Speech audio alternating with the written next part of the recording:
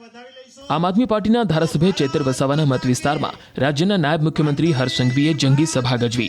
આદિવાસી ગૌરવ અભિવાદન સમારંભમાં હર્ષ સંઘવી, નરેશ પટેલ, મનસુખ વસાવા અને ગણપત વસાવાએ આમ આદમી પાર્ટી અને ચૈતર વસાવા પર જબ્બર ચાબખા માર્યા, જેના પર ચૈતર વસાવાએ પણ પલટવાર કર્યો. હાચું લખજો, બધું જોઈ લેજો. પેલા ચૈતરને ખબર પડે વિધાનસભામાં ઊંઘ ના આવે અઠવાડિયે સુધી, એવું લખજો, સાચો રિપોર્ટ લખજો. આ બધાના લોકોના પ્રયત્નોથી બે મંગળા માતાને આ વર્ષે પણ 20 કરોડ આપ્યા છે. આ લલવાઓને કહેજો કે હિસાબ માંગે છે ખર્ચ સરકાર પાસે. એવા લોકોને કહેવાનું, આ દેવ મોંગરા માતાજી આદિવાસીની કુળ દેવી છે. હજારો નહીં, લાખો આદિવાસીના આસ્થાનું કેન્દ્ર છે. એના માટે મોદી સાહેબ આવ્યા, એની ટીકા ટિપ્પણી કરે. અલા હરામીઓ, તમને શરમ આવી જોઈએ, શરમ. પ્રશંસા તો નહીં કરો, પણ ખોટું શું કામ બોલો છો? આદિવાસીઓના ઉદ્ધાર માટે ગણપતભાઈ એક મસીહાની જેમ કાર્ય કર્યું છે. આ ગુજરાતની અંદર બીજા ખોટા ટપોરીઓ લલવા આદિવાસીના મસીહા પણ નીકળી પડ્યા છે. ખોટી વાતો કરનારા લોકો, જુઠ્ઠી વાતો કરનારા લોકોને જડબા તોડ જવાબ આપવાનો છે. આપણે બેસી નથી રહ્યા જવાનો. નરેન્દ્રભાઈ મોદી સાહેબ હોય કે પછી કોઈ પણ મુખ્યમંત્રી કે કોઈ પણ મંત્રી કે ભાજપના નેતાઓએ જે ગુજરાતમાં વિકાસનો કામ કર્યો છે, ઇતિહાસમાં નોંધ લેવાય છે કે કોઈ કામ નથી કર્યું. આ લલવાને ખબર નથી કે ગંગાપુર ડેમની માંગણી હમણાં નથી કરતો. 15 વર્ષ રેકર્ડ પર બોલે છે, 15 વર્ષથી માંગણી કરું છું. ના ગંગાપુર ડેમ બન્યાથી હર્ષભાઈ સાહેબ, ગણપતભાઈ, નરેશભાઈ, આ બોર તમે ખૂબ આપો છો પણ જમીનમાં પાણી નથી. પણ આ ગંગાપુર ડેમ બન્યાથી પાણીના સ્તર ઊંચા આવશે, સિંચાઈ તો લાભ મળશે, પણ પીવાના પાણીના પ્રશ્ન પણ સોલ્વ થવાના છે.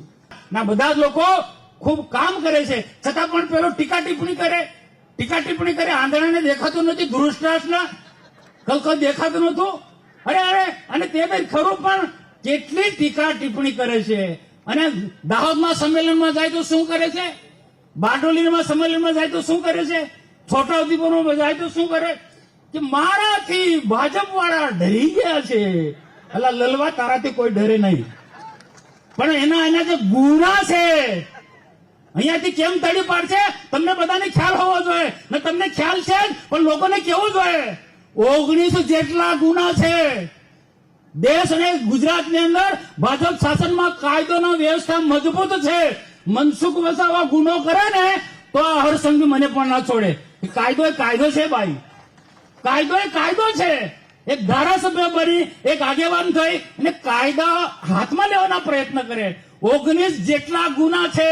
જેલમાં જવું પડ્યું ને જેલમાં જાય તો જેલમાં જે વર્ણન કરે, અલા ભાઈ જેલમાં જે જાય તે જે કેદીઓને બધાને ભોગવવું પડે, એ તને પણ ભોગવવું પડે. શું કામ એમાં ગુના કરે અને માથે પાડે ભાજપ માથે, અમારા માથે, કે અમારાથી ડરે છે કે મને જેલમાં મોકલે. હા, તારાથી કોઈ ડરતું નથી ભાઈ, ને એવું કોઈ ડર પણ નથી. આજે મારે એને એમ કેવું છે, આમ આદમી પાર્ટીના નેતાઓને એમ કેવું છે, છાસ વાળા લોકોને ગેરમાર્ગે દોરો. ભ્રષ્ટાચાર જાતે કરે, તપાસ માંગે અને તોડ કરો. ભ્રષ્ટાચાર કરો, તપાસ માંગવાની અને તોડ કરો. સમય પર લાખો રૂપિયાના ઉઘરાણી કરી છે એવા મારી પાસે ડેટા છે. ડેટા જરૂર જડે તો તે દિવસે હું જાહેરમાં આપવા તૈયાર છું. આજે ધારાસભ્ય તરીકે લોકોને શું કેવું જોઈએ? સારા સંસ્કારની વાતો કરવી જોઈએ, બહેનો પણ સંસ્કારની વાતો કરવી જોઈએ. પણ છોટાઉદેપુરમાં જાય, નેત્રંગમાં જાય તો શું કરે? આદિવાસીનું શું કે? બધા આદિવાસીઓ, બધી બહેનો મુઠ્ઠી વાળો, બધી બહેનો આદિવાસી બહેનો બધી મુઠ્ઠી વાળો. અને શું કે અબ આ આદિવાસીને સંસ્કાર છે ભાઈ. આ સંતોને પૂછું, આ અબ કરે એ સંસ્કારી માણસ છે? એને લુખ્ખો કહેવાય. અગાઉ પણ મેં કીધું ને આજે પણ કહું છું, જે અભાવો કહેવાય એ લુખ્ખો કહેવાય. ધારાસભ્યને શોભે ભાઈ. અરે યુવાનોને યોગ્ય દિશા આપ, જે મારા હર્ષ સંઘવી સાહેબ યુવાનને યોગ્ય દિશા આપે છે. મનસુખભાઈ ની વેદના આપણને ખ્યાલ આવે છે. મેં અત્યારે મોતીભાઈને પૂછ્યું, મોતીભાઈ તમે કેટલા વર્ષ આ ડેડિયાપાડાની અંદર ધારાસભ્ય રહ્યા? તો 3 ટર્મ. એટલે 3 ટર્મ એટલે 15 વર્ષની આજુબાજુ થઈ ગયા. મનસુખભાઈ કેટલા વર્ષથી એમપી છે? છતાં કેટલાક લોકો માંડ અત્યારે વિધાનસભામાં આવવાની તક મળી છે જાણે આદિવાસીઓનું ભલું કરી નાખ્યું હોય ને એવી વાતો લોકો આગળ કરે. જેની ગામમાં દુકાન નથી તે ઉધાર આપવા નીકળે તો તમને વિશ્વાસ ખરો? વિશ્વાસ ખરો? જોર પર બોલો. વિશ્વાસ છે તમને? તો ગઈ વખતે ભૂલ કરેલી એવી ભવિષ્યમાં નહીં કરો એ વિનંતી કરવા આવેલો છું. ચાલુ વિધાનસભાએ હર્ષભાઈ આવું ને મારે આવું એ અઘરું હોય છે. છતાં કેટલાક સમયથી જે રીતે આ વિસ્તારની અંદર ગુમરાહ કરીને આદિવાસી સમાજને ગેરમાર્ગે દોરવાના જે પ્રયત્ન કરે છે, ભાઈઓ બહેનો, હવે આપણે આદિવાસી સમાજ પણ ભોળી છે પણ બની જાય એવી આપણી સમાજ નથી. એ વાત કરવા હું તમને આવ્યો છું. ભાઈઓ બહેનો, કેવડું કામ કર્યું, માંડ માંડ તક મળી છે એમને, જાણે આદિવાસીઓના મસીહા થઈ ગયા. અમારા ગણપતભાઈ વર્ષોથી કામ કર્યું. હું 30-32 વર્ષથી જાહેર જીવનમાં છું. મનસુખભાઈ એટલા વર્ષથી છે. છતાં અમે એક જગ્યાએ એવું કહેતા નથી કે અમે આદિવાસી સમાજના મસીહા છીએ. અમે તો ખૂબ સામાન્ય કાર્યકર્તા, ખૂબ સામાન્ય કાર્યકર્તા. મનસુખભાઈ અત્યારે થોડી હૈયાવરણ ખાલવી, પણ મનસુખભાઈ અમને પૂરો વિશ્વાસ તમને અને અહીંયા આવેલા બધા જ લોકોને આપીએ છીએ.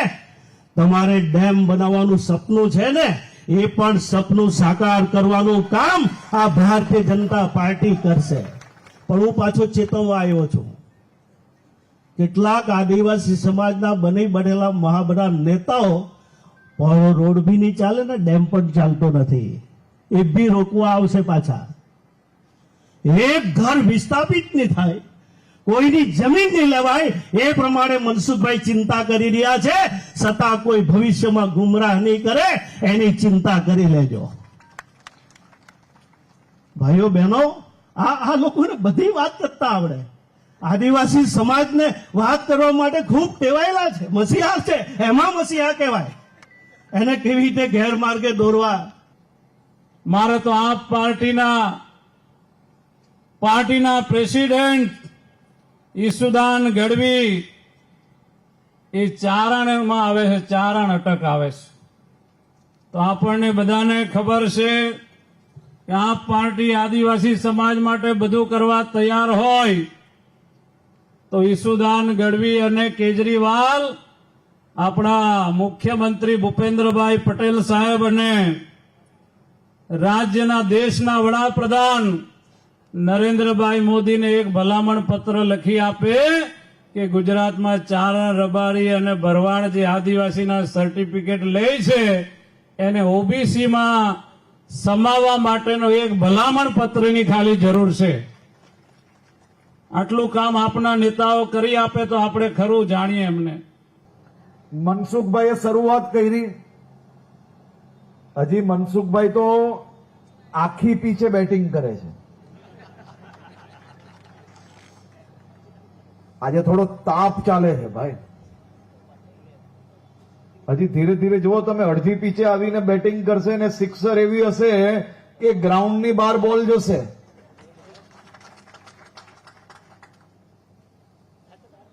આ એટલો આત્મવિશ્વાસ જોડે મનસુખભાઈ કઈ રીતે આપણે કહી શકે? મારી ઉંમર ને મારી પછીની ઉંમરના નોજવાનોને એનો અંદાજો જ નથી ભાઈ. આ મનસુખભાઈ અને અહીંયા બેઠેલા આપણા નર્મદા જિલ્લાના આગેવાનોએ તમારી ને મારી ઉંમર જેટલા વર્ષોથી તો આ વિસ્તારની સેવા કરી રહ્યા છે. એમને તપ કર્યો છે આ વિસ્તારની સેવા કરવા માટે.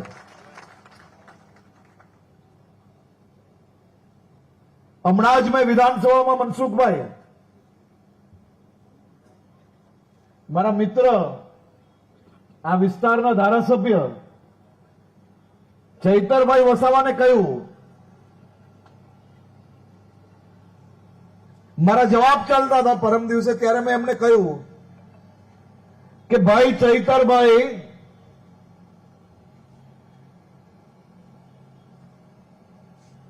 તમારી ઉંમર ને મારી ઉંમરના નોજવાનોને આજે સમાજના ભાગલા કરતા સમાજને મુખ્ય ધારામાં જોડવાનો જો પ્રયાસ કરશો ને તો જ સાચા હકમાં સમાજને ન્યાય અપાવી શકશો. મીડિયા, સોશિયલ મીડિયામાં આરોપ પ્રત્યારોપ, સમાજને ભડકાવવા, યુવાનોને ગેરમાર્ગે દોરવા, એ રાજનીતિમાં મત જરૂરથી અપાવી લેશે, પરંતુ સમાજ જે દિવસે ઓળખશે, સમાજને જે દિવસે ખબર પડશે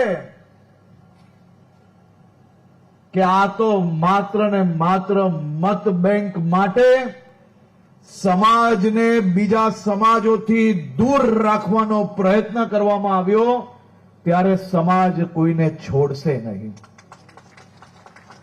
મેં મારા મિત્રને કહ્યું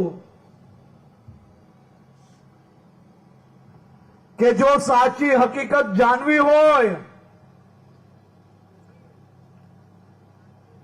તો સમાજના 70 વર્ષ ઉપરના વડીલોને જઈને મળો. મેં એમને કહ્યું કે તમારી સાથી પાર્ટીની કોંગ્રેસની સરકારે ગુજરાતના આદિવાસીઓ જોડે કેટલો અન્યાય કર્યો છે તે જાણવું હોય તો આજના 25 વર્ષની કે મારી ઉંમરના નોજવાનોને એનો અંદાજો ના જ હોય, કારણ કે આપણા સૌ લોકોનો જન્મ કે આપણે જ્યારથી સમજતા થયા ત્યારથી ગુજરાતમાં મોદી સાહેબનું ભારતીય જનતા પાર્ટીનો સુવર્ણ કાળ ચાલી રહ્યો હતો, આપણા ગુજરાતની જનતાનો સુવર્ણ કાળ ચાલી રહ્યો હતો. એટલે 25-30 વર્ષના યુવાનોને એનો અંદાજો ના હોય. આજે તમને જે રોડ પર એક ખાડો દેખાય છે ને, એ આ જ વિચારધારાની સરકાર જ્યારે હતી ત્યારે રોડ પર ખાડાઓ સિવાય બીજું કંઈ નહોતું. તો હવે જે અમારા મિત્ર આજકાલ જે મસીહા બન્યા છે એ ક્યારેક આવે તો એમને કહેજો કે ભાઈ તો આ 25 વર્ષના નોજવાનોને જેને ભૂતકાળનું શાસન જ નથી જોયું, તેને 2-5% મતની લાલચમાં તું ક્યાં એમને ગેરમાર્ગે દોરે છે. તમારા મિત્ર ક્યારેક આવે તો કહેજો કે ચાલો આપણે લાઇબ્રેરી જઈને જોઈએ કે ભારતીય જનતા પાર્ટી ભૂપેન્દ્રભાઈ પટેલની સરકાર કેવું કામ કરે છે.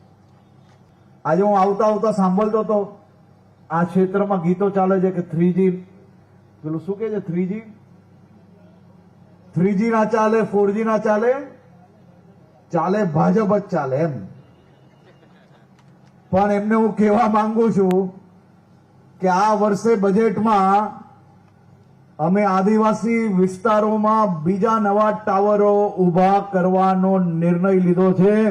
એટલે તમારા વિસ્તારમાં ઘણા એરિયા એવા છે કે જ્યાં નાના નાના ગામડાઓમાં 25-50-100 ઘર વસતા હશે, ત્યાં 3G ને 4G ચાલે ને ભાઈ, એવું લાવવાના છે. એટલે હવે નવું ગીત બનવાનું છે કે આપણા વિસ્તારમાં 3G બી ચાલે, 4G બી ચાલે ને ભાજપ જ ચાલે. જે મનસુખભાઈ વસાવાની તારીફ નાયબ મુખ્યમંત્રીએ કરી હમણાં ભાષણમાં, ત્યારે મંત્રીશ્રીને હું યાદ અપાવું, આ તમારા સાંસદ 60 ટર્મથી સાંસદ છે, એમના પોતાના ગામમાં જવા માટેનો રસ્તો બનાવી નથી શક્યા. એમના ગામ જુનારાજના રસ્તા માટે મારે ત્યાંથી પદયાત્રા કરવી પડી, સન્માનીય ગૃહમાં પણ એ મુદ્દો લાવવો પડ્યો. આ તમારા સાંસદને પહેલા કહો કે પહેલા એમના ગામનો રસ્તો બનાવે. જે ગણપત વસાવાની તમે વાત કરો છો, એ ગણપત વસાવા જ્યારે આદિજાતિ મંત્રી હતા ત્યારે જ આદિજાતિઓના ખોટા પ્રમાણપત્ર એમણે મેળાવડા કરીને બિન આદિવાસીઓને આપ્યા છે, જેના કારણે આજે નોકરી હોય કે રાજકીય અનામત પર આદિવાસીના અધિકારો જ્યાં હોય છે એનો કોટા હોય છે. બિન આદિવાસી લાખો લોકો આજે નોકરીઓમાં જોડાઈ ગયા, આજે શિક્ષણમાં જોડાઈ ગયા, આજે ચૂંટણીઓ પણ બિન આદિવાસી લોકો રિઝર્વ બેઠકો પરથી લડે છે. માન્ય મુખ્યમંત્રી, નાયબ મુખ્યમંત્રીને હું કહેવા માંગુ છું, હમણાં થોડા દિવસ પહેલા સન્માન્ય ગૃહમાંથી એવો મને જવાબ આપ્યો કે નર્મદા જિલ્લામાં 11,253 બાળકો કુપોષણથી પીડાય છે. એની નિવારણની વાત તમે કેમ નથી કરતા? નર્મદા ડેમ છે, એક બાજુ ઉકાઈ ડેમ છે, એનું પાણી ડેડિયાપાડાના મળે એની વાત તમે કેમ નથી કરતા? અમારા ડેડિયાપાડા અને નર્મદા જિલ્લામાં 5630 ખેડૂતોની જંગલ જમીનોના સનતો પેન્ડિંગ છે, એને આપવાની વાત તમે તે કેમ તમારી ભાષણમાં નહીં કરી? ત્યાં મનરેગામાં ખૂબ મોટું કૌભાંડ થયું અને લોકોને રોજગારી છેલ્લા 2 વર્ષથી નથી મળી. નર્મદા જિલ્લામાં એક જોબ કાર્ડ પર માત્ર 1 વર્ષમાં 18 દિવસની સરેરાશ રોજગારી મળી છે. તો એના માટેની વાત તમે તમારી સ્પીચમાં કેમ કરતા નથી? આજે ચૈતર વસાવાને ત્યાં પ્રતિબંધ છે એટલે ત્યાં જઈને તમે ચૈતર વસાવા વિશે ટીકા ટિપ્પણી કરો, એના કરતા તો લોકોના સમસ્યાનું નિવારણ કઈ રીતે કરવું એ બાબતનું તમે જો ભાષણ કરતા તો ચોક્કસ અમે સ્વાગત કરતા.